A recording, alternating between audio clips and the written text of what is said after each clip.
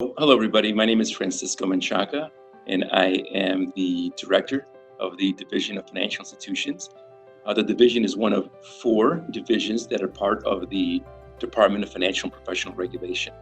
I'm very proud to be a part of Governor J.B. Pritzker's administration and to share a little bit about our mission and our objectives here at TFI. Our primary mission is to educate the public and to protect the public from unscrupulous practices, while also making sure that we administer all of our statutory responsibilities efficiently, professionally, and in an innovative manner. And working in an innovative manner has been on full display these last few months. Even with the pandemic, the division continues to fulfill its responsibilities and still practice the governor's directive of sheltering in place. What's that meant for us is working remotely, but still meeting all the expectations of examining, licensing, addressing industry and consumer needs. Now, let me back up just a little bit to talk a little bit more about the division. The division has 4 sections and over 2,500 licensees and chartered institutions. The sections are credit union, title insurance, currency exchange, and consumer credit.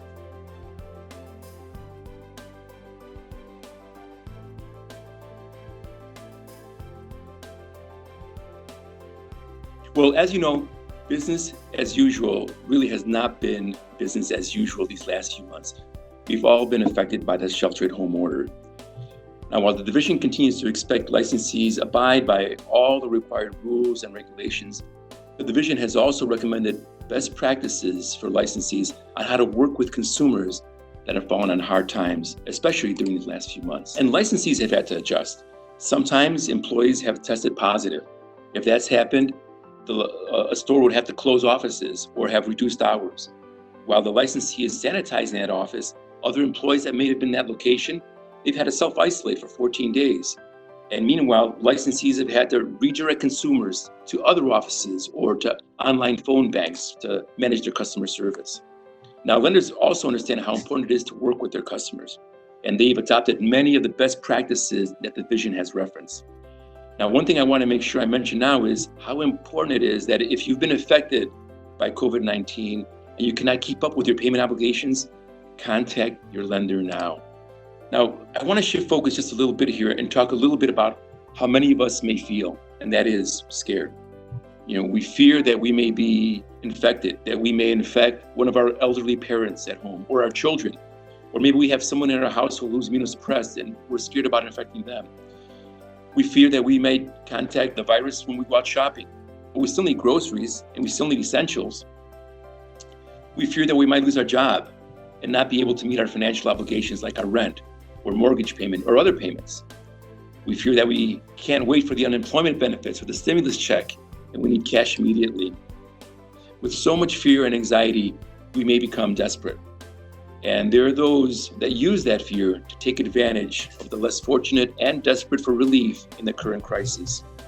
So be very wary of scammers out there preying on those fears with scare tactics or with a sales pitch that seems too good to be true.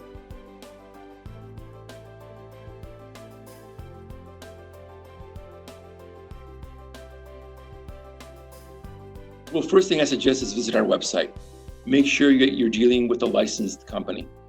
All licensed entities are listed on our website. But if you do feel you've been a victim of a scam or feel that you've been taken advantage of, submit a complaint, also on our website.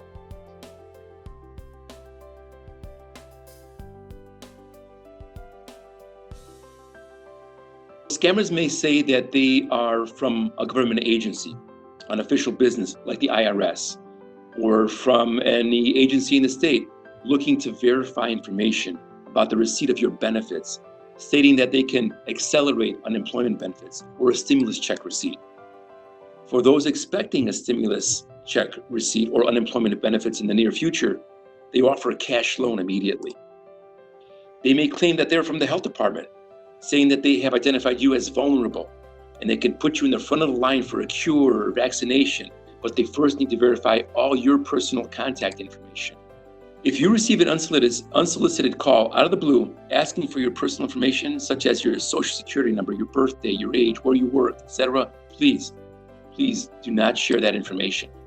You should know that if you file a complaint with us and if we can't assist you, we may be able to refer you to the Attorney General's office or the Federal Trade Commission or the Consumer Financial Protection Bureau for further assistance.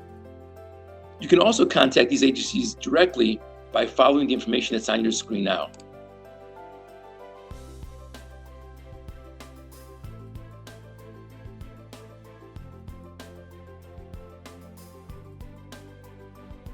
If you've been experiencing financial hardship due to the crisis and you fear that you may not be able to make your financial obligations, again, be proactive. Don't wait until the last minute to reach out to your lender or your landlord or whoever it is you might be making a payment to. Now, many lenders now have special payment options, and many are willing to work with their customers in making sure that they don't fall further behind. But if you feel that your lender has committed a violation or if you've been scammed, the division may be able to assist you. By contacting the department, not only can we help resolve your dispute, but it may help fraudulent operators before they can scam others. And it helps us develop laws and establish sound rules and regulations to be followed by all the industry players. Now, let me close by saying that these are very challenging times that we're all dealing with, and it causes a lot of anxiety. We worry about our families, our health, our jobs, and the last thing we need is to fall victim to a fraud or a scam out there. If you feel you've been a victim of a scam, we hope you reach out to us and we might be able to be of some assistance. Now, I don't know what the future may bring. One thing I am sure of, it'll be different. And we will all need to continue to adapt. But I'm also an eternal optimist, and I believe that we'll all come out of this better together. I hope you and your family remain safe and healthy. Thank you.